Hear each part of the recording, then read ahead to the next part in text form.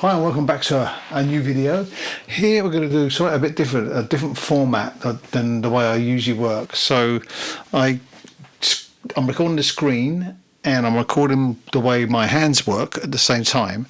So then you can see what I'm doing here and you can see what I'm doing from this side, but also I'm recording the screen. So it's going to be quite interesting to see how this pans out.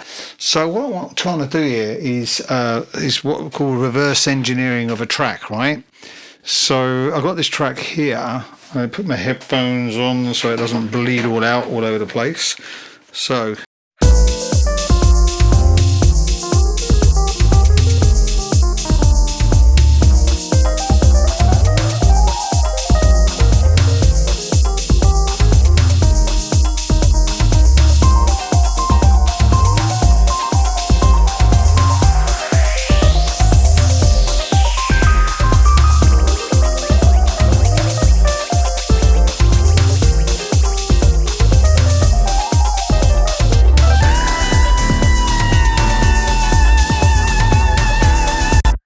this is a track that I haven't yet put out. It's a track I do under my own name, Richard Gow, which is a kind of a jazzy house sort of thing that I do. I've got quite a few tracks out on Track Source and in the past on all different platforms and stuff as well.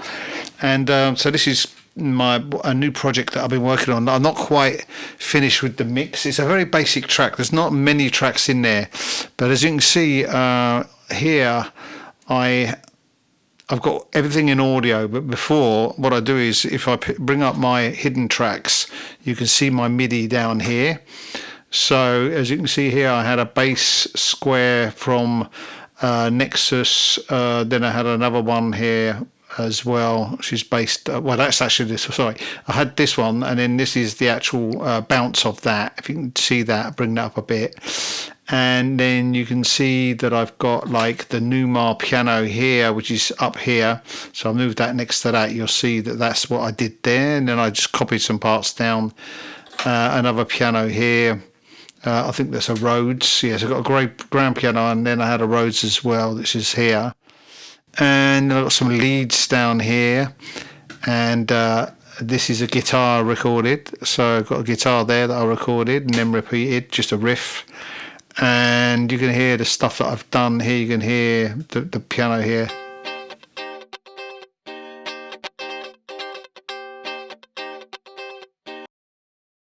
That is actually me playing the guitar. I'm a very, very basic guitarist. I started learning during lockdown. I'm still shit. But I mean, I can play chords and a few riffs, and I'm trying to do solos like I can do on the keyboard. I've just nowhere near it. It's sad, but I can't get there. But anyway, I wonder if this is picking me up because I'm speaking over there, but I got like a sound coming in here. I'm not sure if it's been picked up that well.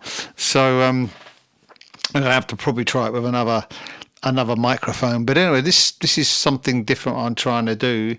So I want to go through the track, and here, obviously here, unfortunately with Logic, it just reverts back to the instrument track, as you can see here. But here I had my machine and I had one of my kits in there, and I recorded the drums, and then I separated all the drum tracks. So you got the kick here, yeah, and then you got like a tom as well. Then so I've got two kicks. That's the main kick, and then I got this one. You can hear. So then I just recorded each track out.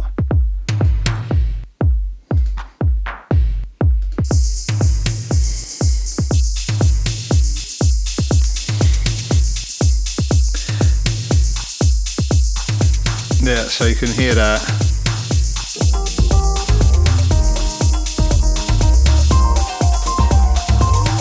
And as you can hear, I've got a percussion going on down there. Then here, this is a MIDI track, so there's nothing on there. So I've got all the tracks have all come out here. You can hear the bass here, which is a cool sort of big fat square bass that I did.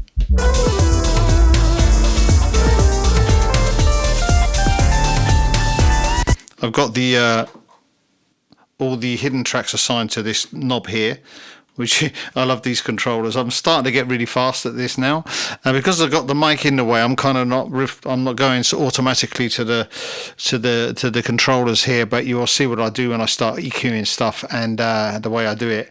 But anyway, and usually I have this up here as well, and so I've got control of everything, can see everything. I've got a great layout on the two screens, and yeah, this is the way I like working. Obviously it's not a massive track, it's got like 40 tracks there, but that's including buses and these tracks of example tracks up there that I use as like mastering examples.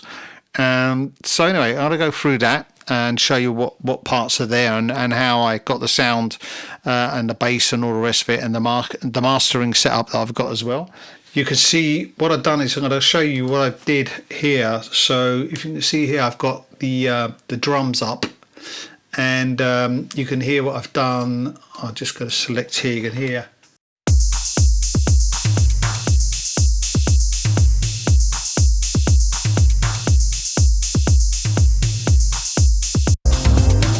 And you can see, I bounced all these out. Each element here, I've got the bass drum, hi-hats, and all the elements that are in here. You can hear these.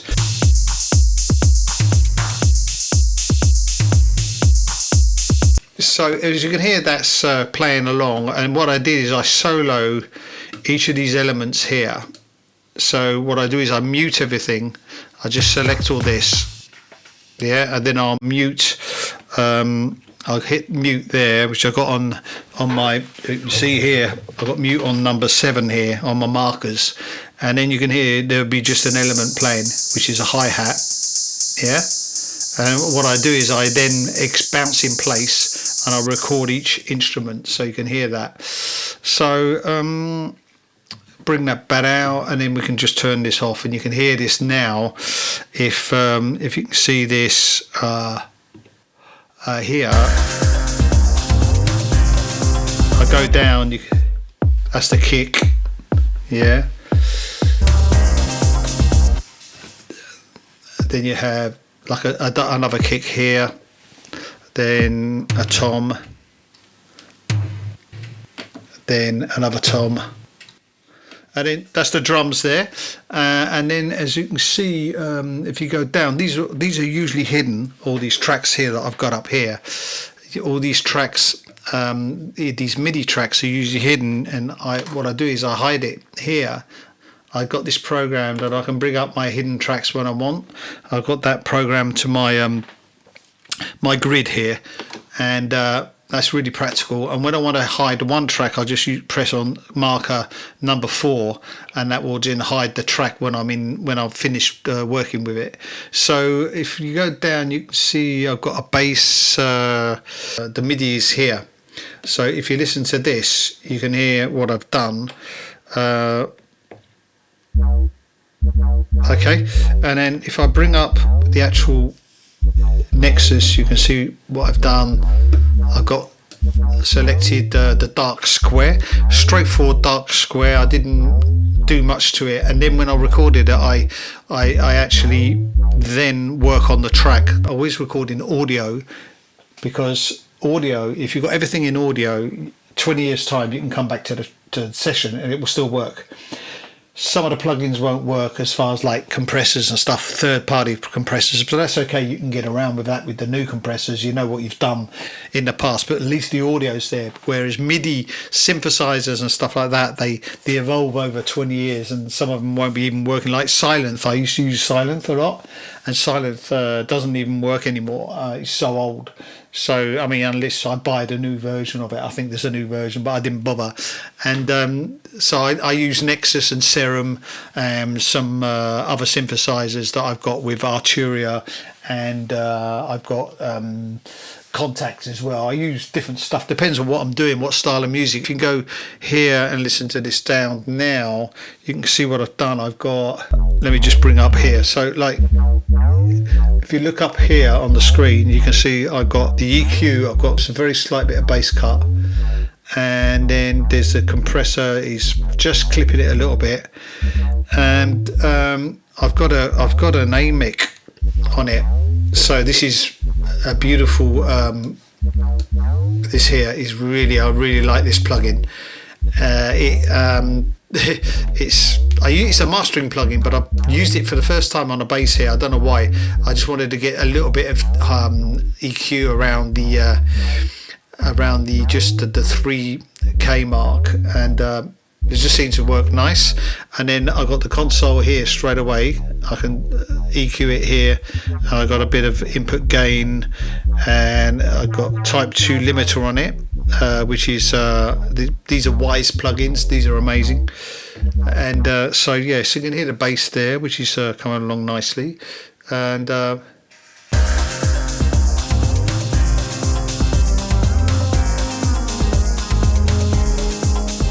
normally I wouldn't be mixing with my master chain on, so I would take this off, and I can just close all that down like that. I'll show you those plugins afterwards. What I want to do is show you how I EQ each part, right? So I've got console 1 across everything here in the drum section. Let me just show you what else I've got down here. I recorded the Numa piano straight into it, and that's the MIDI there, and I just did a synth pad. I separated because the piano's got a synth pad with it, and I separated the two. And then the guitar I played to you yesterday, and then I got like a Rhodes solo here, so you can hear this here.